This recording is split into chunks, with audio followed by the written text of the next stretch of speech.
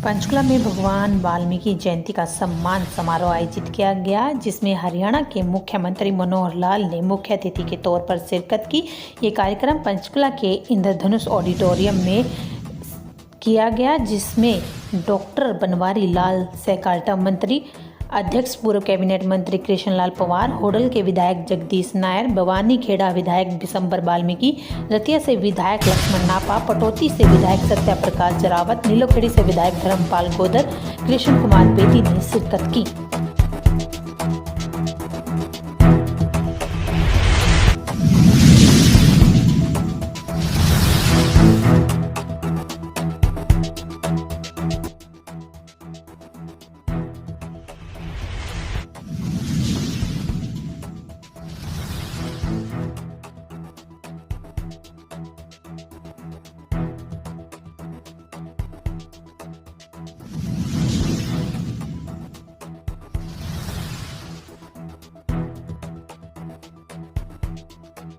Promotion में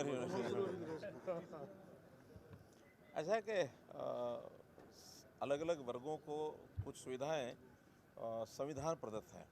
तो संविधान प्रदत्त ये है कि अनुसूचित जाति के समाज को 20% का आरक्षण नई भर्तियों में तो पहले से ही है, लेकिन मांग थी कि हमारी जो प्रमोशन होती है उसमें रिजर्वेशन का ध्यान नहीं रखा जाता, और इसकी मांग बहुत पुरानी है। हमने 2015 में क्लास 3 क्लास 4 में तो उस समय कर दी थी, और वो लगातार बाकायदा चल भी रही है। क्लास 1 और क्लास 2 में नहीं थी। बहुत सा उसका अध्ययन किया, हमारे अधिकारियों ने भी किया, हमारे उन समाज के नेताओं ने, एससी नेताओं ने भी किया, एससी कर्मचारियों से बातचीत हुई, मैंने स्वयं भी अध्ययन किया। तो अंततः कुछ चीज़ें दोनों तरफ की विरोध की थी लेकिन वो हमने सब उसमें से रास्ते निकाल के समझाया, और अब ये जो रिजर्वेशन इन प्रमोशन क्लास 1 और 2 इसको हमने कर दिया है, और वो इम्प्लीमेंट भी आज से एक प्रकार से हो गई है। आज एक लिस्ट सेकेंडरी एजुकेशन की, जिसमें डिप्टी डायरेक्टर्स की प्रमोशन करके एक लिस्ट उसका प्रारंभ भी कर दिया। आगे भी जो लिस्टों में प्रमोशन होगी वो सब इस रोस्टर पॉइंट्स का जो फार्मूला है उसको ध्यान में रख करके किया जाएगा। अंतर तो थोड़ा पड़ता है, लेकिन बहुत अधिक नहीं पड़ता है। कुछ एक कर्मचारियों को ऐसा लगता है कि भी ये आदमी रिजर्वेशन कारण से प्रमोट पहले हो गया, हम बाद में होंगे, तो साल 2 साल में लगभग बराबर भी हो जाते हैं। तो उस नाते से एक सुविधा ये दी गई है, और ये भी अगर ऐसी समाज के लोग जितने नीचे से ये जो 20% का कोटा अपना पूरा करते रहेंगे, और रिटायरमेंट की एज अगर थोड़ी उनकी ठीक होती रहेगी, तो ये आगे इस प्रकार की ये डिस्क्रिपेंसी रहेगी भी नहीं, फिर उसकी कोई बहुत बड़ी आवश्यकता रहती भी नहीं है। ये तो तब तक है कि जब ऊपर की प्रमोटेड पोस्टों में 20% नहीं होते, नीचे से प्रमोशन में उनको 20% के लिए ऊपर नहीं लाया जाता, तो तब तक है। लेकिन अब उसका प्रावधान कर दिया, अभी नीचे अगर जूनियर भी है तो रिजर्वेशन कारण से उसको आगे लाया जाए। जी सर, आपने एक घोषणा की पीपली के अंदर एक बड़ी जो वो प्रतिमा लगाई जाएगी, और एक पर्यटन स्थल के तौर पर उस जगह का इस्तेमाल हो, 3 एकड़ जगह होगी, उसमें धीरे धीरे उसको विकसित किया जाएगा। तो ये किस तरीके से HSVP का एक वो प्लॉट है जिस पर उन्होंने कहा कि इस प्रकार का हम टूरिज्म को जोड़ करके कोई ऐसा प्रोजेक्ट बना सकते हैं। तो बहुत मांग थी कि गुरु रविदास जी की एक बड़ी प्रतिमा लगा करके, और वहाँ कोई भी एक टूरिज्म का एक स्थान भी बने, लोगों के आने जाने के लिए, क्योंकि हाईवे के ऊपर है। जो भी चीज़ें डिपार्टमेंट करेगा उस हिसाब से उसमें एक स्टैचू तो रहेगा ही बड़ा एक कोई रहने के लिए धर्मशाला या कोई उस प्रकार का कोई गेस्ट हाउस टाइप ऐसा रहेगा, ताकि लोगों को सुविधा रहे।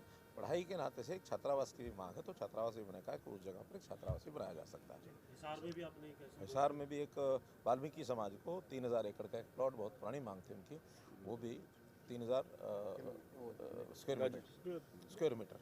सीएम साहब, कई योजनाएं शुरू की है आपने, चाहे वो एससी आयोग के गठन की बात हो या सफाई कर्मचारियों के वेतन को 14-15 हज़ार तक लेकर आने की बात हो, लेकिन इसके बाद विपक्षी ये कहते हैं, खासतौर पर भूपेंद्र सिंह हुड्डा कहते हैं कि दलित समाज की अनदेखी हुई है, बीपीएल को हम प्लॉट देते थे, प्लॉट देना बंद कर दिया, कई तरह के आरोप लगाते हैं सर। और दलित समाज को ये कहते हैं कि वो कांग्रेस के साथ खड़ा है, इस तरीके का प्रयास किया जाता है। विपक्ष का नाम विपक्ष क्यों होता है? विपक्ष का नाम इसीलिए होता है कि कोई भी अच्छी बात हो तो भी गले नहीं उतरती। उनको तो विपक्ष ने तो अच्छी बातों की भी आलोचना करनी होती है, वो करते हैं। ये समाज को देखना है कि हमने उनके लिए क्या किया, क्या नहीं किया।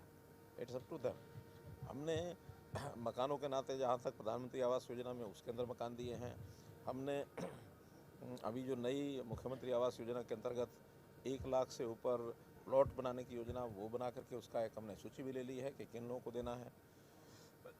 1 लाख से ऊपर फ्लैट्स की भी बात मैंने की है। कुछ जिले ऐसे हैं जहाँ केवल फ्लैट ही होंगे, प्लॉट नहीं होंगे।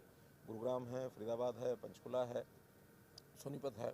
इन जिलों में ज़मीन कम होने के कारण से फ्लैट मल्टी स्टोरी बना करके वो दिए जाएंगे। उसमें सहायता केंद्र सरकार भी करेगी, प्रदेश सरकार की भी योजना सहायता करने की है। कुछ जो कस्टमर है उससे भी लिया जाएगा थोड़ा पोर्शन उसका, और बाकी उनको बैंक से लोन की व्यवस्था भी हम करा के दे रहे हैं ताकि 10 साल 15 साल जितने साल का वो लोन किस्त देना चाहेगा तो नॉर्मल किस्तें उसकी बन सके ताकि वो अपना मकान जल्दी बनवा सके। बेघरों के सिर पर छत होना ये ज़रूरी है, ये प्रधानमंत्री जी का संकल्प है, हम भी लेके चल रहे हैं।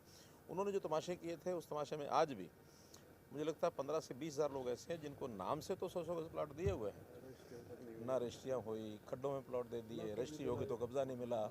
बहुत झगड़े हमारे पास आते हैं वो। तो ऐसा बिना सोचे समझे कोई भी एक हवाई कोई ऐसी योजना बना करके और केवल पॉलिटिकल बेनिफिट के लिए करें कि वो हम करते नहीं। हम तो पहले उसकी फिजिबिलिटी देखते हैं, हर योजना का यानी फिजिबिलिटी क्या है, उसका लाभ कितना मिल सकता है, और उसके बाद उसको हम लागू करते हैं। 9 साल में सर कितने घर या फ्लैट अभी तक दिए गए अनुसूचित जाति? अनुसूचित जाति नहीं, जो गरीब लोग थे जिन्होंने अप्लाई किया हुआ है, एप्लीकेशन होती है, उनका एक बीपीएल का सर्वे कराया जाता है। तो शहर और गांव के हिसाब से मुझे लगता है शायद लगभग 50 से 60 हज़ार मकान, एकदम एग्जैक्ट आंकड़ा मेरे पास नहीं है, लेकिन इतना दिया हुआ। और भी उसमें से जो चल रहा है अभी निर्माणाधीन भी है।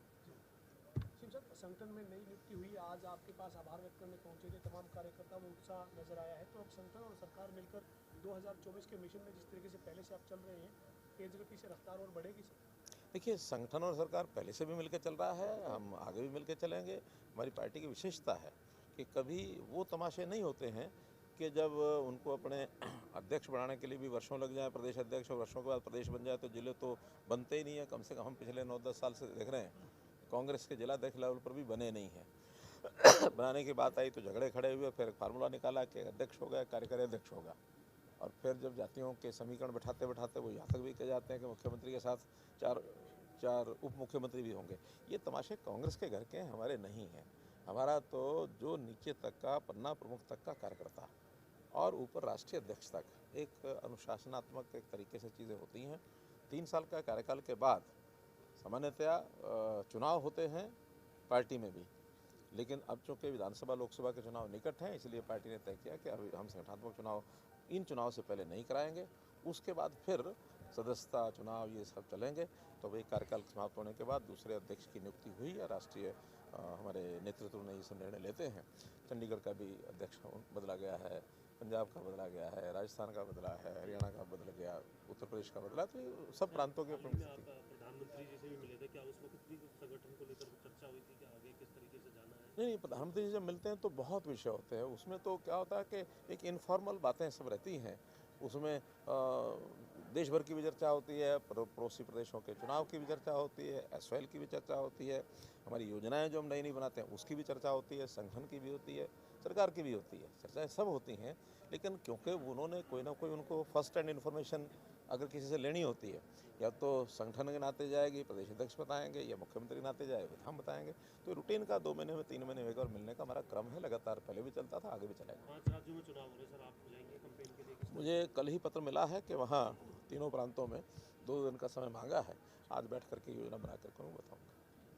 धन्यवाद।